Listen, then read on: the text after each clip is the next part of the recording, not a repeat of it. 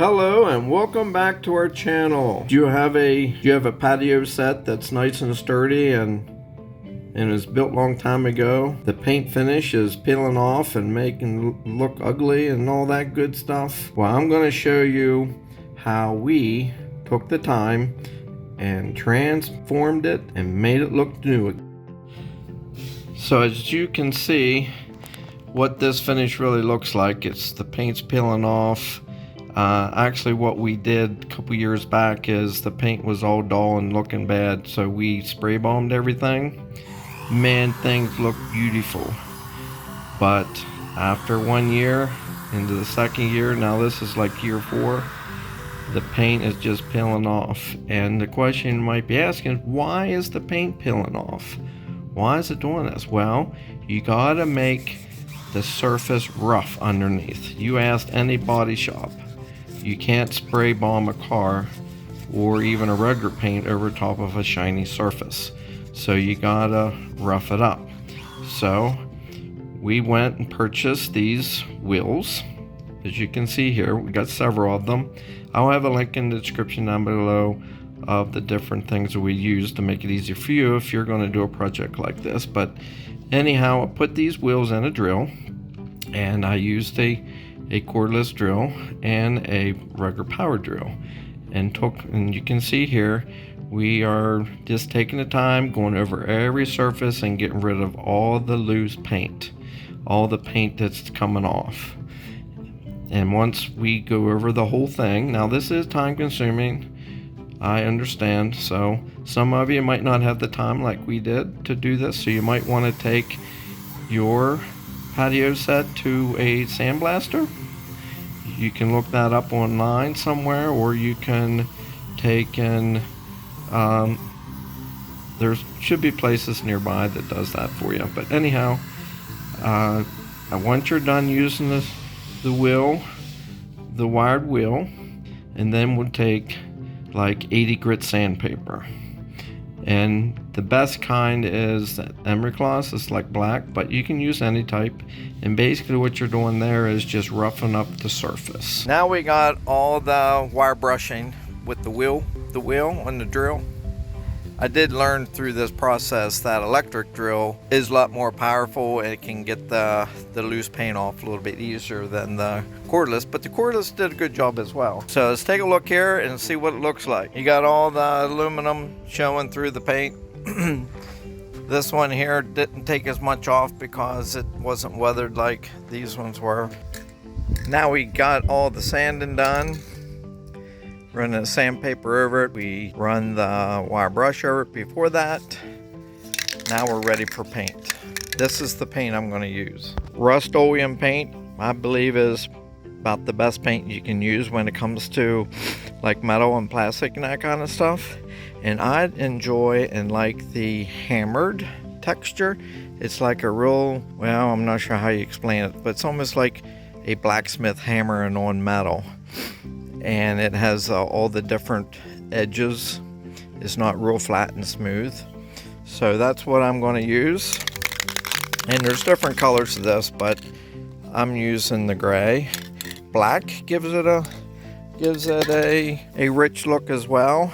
And whenever you paint, especially with a spray bomb, there's a little ball inside these, and you got to make sure that it's loose.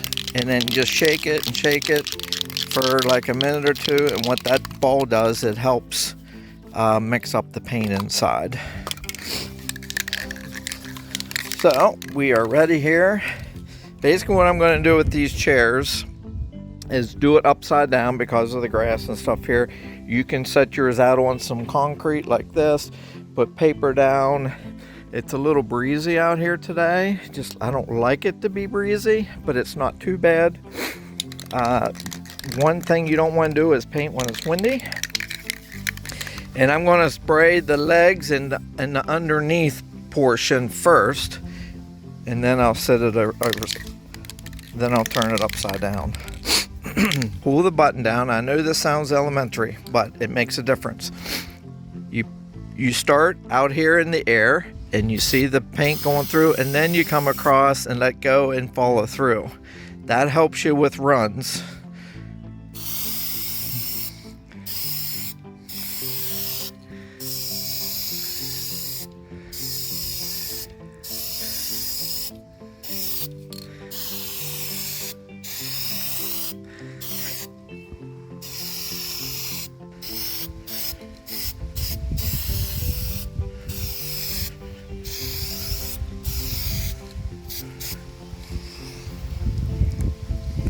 Another thing I want to mention is when you paint with this hammered texture,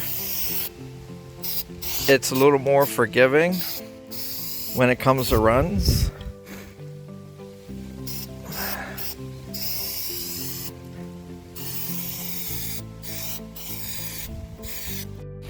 So now that we turned it over, give it another spray.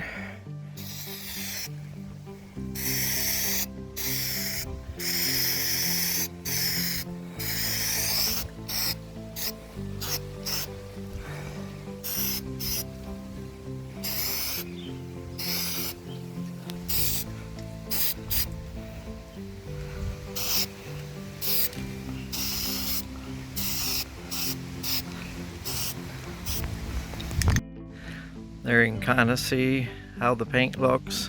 Now it's still a little wet. Now you might ask the question, how long does this take to dry? Well, the can says 15 minutes to touch, 90 minutes to handle, but it's 2 days to cure.